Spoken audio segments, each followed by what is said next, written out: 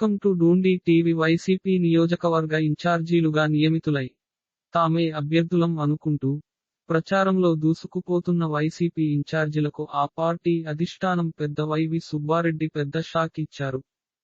ఆఖరి సిద్ధం సభ జరిగిన తర్వాత తుది జాబితాను విడుదల చేస్తామని, ఆ జాబితాలో ఉన్నవారే అభ్యర్థులంటూ స్పష్టం చేశారు.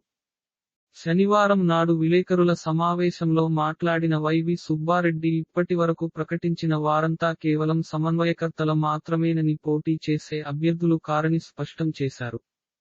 వైనాట్ 175 అనే నినాదంతో రాబోయే అసెంబ్లీ ఎన్నికలలో 175 సీట్లు గెలవాలన్న ఉద్దేశంతో జగన్ 6 విడతల్లో 85 నియోజకవర్గాలలో మార్పులు చేశారు. 3 సంవత్సరాల కాలం గడిచిన తర్వాత అధికారులను ప్రభుత్వం బదిలీ చేసిన విధానంలోనే గత 5 ఏళ్లుగా ఒక నియోజకవర్గంలో ఎమ్మెల్యేగా ఉన్న వారిని పక్క నియోజకవర్గంలోకి, పక్క జిల్లాకు నియోజకవర్గ ఇన్ఛార్జిగా పంపించారు. భారతదేశ చరిత్రలోనే ఏ రాజకీయ పార్టీ అభ్యర్థులను బదిలీలు చేసిన చరిత్ర గతంలో ఎన్నడూ లేదు. సామాజిక సమీకరణాలలో భాగంగానే గెలుపు గుర్రాలను ఎంచుకొని మరి నియోజకవర్గ మార్పులు చేశామని అప్పట్లో వైసీపీ ప్రకటించింది.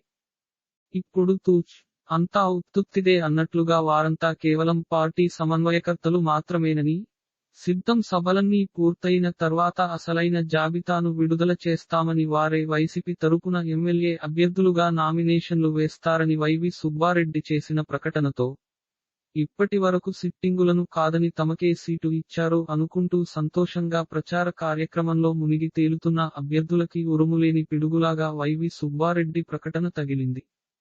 దీనితో అభ్యర్థులుగా మేమెనంటూ ప్రచారంలో ఉన్నవారికి ఏమి చేయాలో పాలుతోచని స్థితిలో పడితే, అవే నియోజకవర్గాల నుంచి సీటు ఆశిస్తున్న నాయకులకు ప్రాణం లేచి వచ్చినట్లయింది.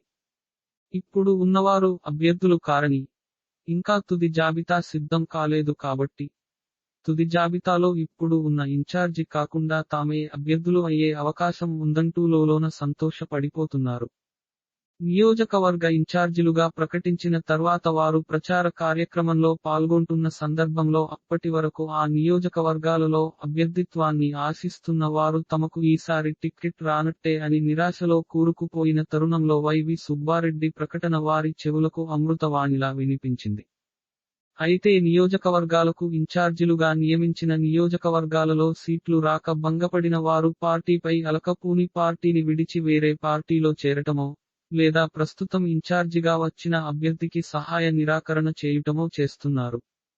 ఈ పరిణామం గమనించిన వైసీపీ అధిష్టానం, అభ్యర్థుల ఎంపిక పూర్తి కాలేదని, అసలైన జాబితా త్వరలో వస్తుందని ఆశ పెట్టడంతో పార్టీని వదిలి వెళ్లాలనుకున్నవారు పార్టీలోనే ఉంటారన్న ఉద్దేశంతో ఇలాంటి ప్రకటన చేసి ఉండవచ్చునని రాజకీయ విశ్లేషకులు భావిస్తున్నారు.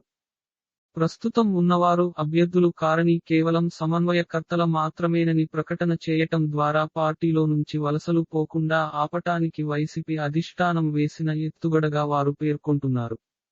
టీడీపీ జనసేనలు ఉమ్మడి అభ్యర్థులను ప్రకటించిన 2 గంటలకే వైసీపీ పార్టీ నుంచి ఈ ప్రకటన రావడంపై అనుమానాలను కూడా తలెత్తుతున్నాయి.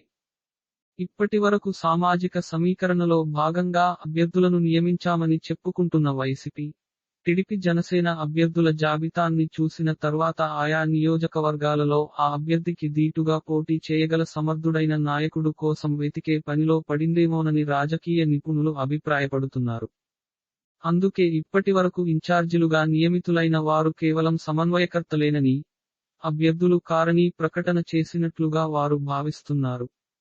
ఏది ఏమైనప్పటికీ ఈ ప్రకటన కేవలం నాయకుల వలసలు ఆపటానికేనా, లేక నిజంగానే ఇప్పటివరకు ప్రకటించిన ఇన్ఛార్జీలు అభ్యర్థులు కారా? మరి వీరి అభ్యర్థులు కాకపోతే ఎప్పటికీ మీకు సీటు లేదంటూ నిరాకరించిన నాయకులకే తిరిగి బీఫారం ఇస్తారా? లేక వీరందరినీ కాదంటూ సరికొత్త నాయకుడిని అభ్యర్థిగా ప్రకటిస్తారా అనేది రాజకీయ పండితులకు కూడా అంతుచిక్కని ప్రశ్నగా మారుతుంది.